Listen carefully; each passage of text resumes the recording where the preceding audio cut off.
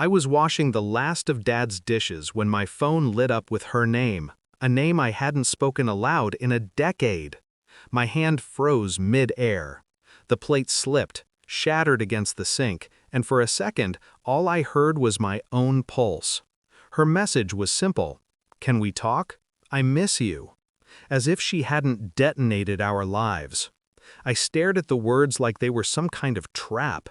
Maybe they were. But I'd spent years preparing for this moment without admitting it to myself. I called her back. Her voice cracked first. Mine didn't. There was a time I believed she was the safest person in the world.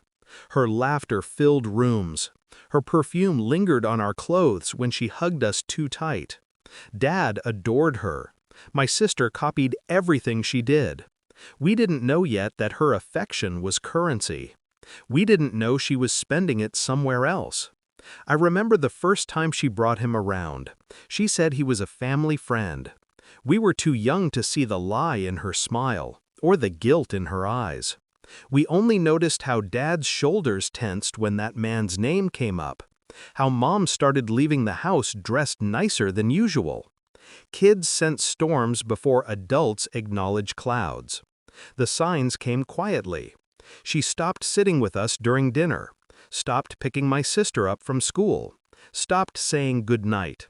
Instead, she whispered in corners, typed fast in the dark, and jumped whenever Dad walked into the room.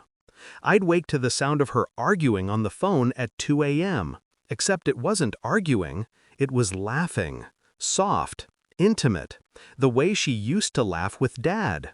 And then came the moment that killed the last bit of innocence we had. She dragged us to meet him. "Be nice," she'd said, tightening my collar. "He means a lot to me." I remember sitting in that cafe, watching her smile like we weren't even there, like she hadn't just turned us into props for her affair, like Dad didn't exist. That day, something inside me snapped, silently, surgically, without tears. When she finally left us for him, she didn't pack the guilt. She left it behind, hanging in the house like smoke. Dad collapsed for years. My sister stopped talking. I became the adult no one had asked me to be.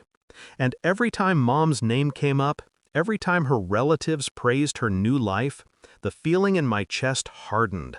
Not anger, not grief, precision. I didn't want revenge then. I wanted clarity, who she was, what she was capable of, and what we meant to her. Turned out, not much. So I planned. Not to hurt her, that would have been too easy. No. I planned the kind of justice that comes from letting someone face the life they built without the people they destroyed. Step 1. Silence. For years. No birthdays, no messages, no explanations. Just a vacuum she had to live in. Step 2. Rebuilding. Therapy for Dad. University for me. A quiet life for my sister. We grew without her shadow touching us again. Step 3. Evidence. I kept everything. The messages she forced us to send that man. The photos she staged. The dates she disappeared. For one purpose. So when the time came, she could never twist the truth. Step 4. Wait. People like her eventually burn through everyone. Eventually stand alone in the ruins they mistook for freedom.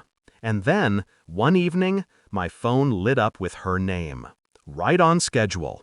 Her voice trembled as she told me everything. The man left her. Her friends drifted. Her family judged her. She was tired of being alone. Then she said it. "I want my children back." I let silence stretch until she started crying.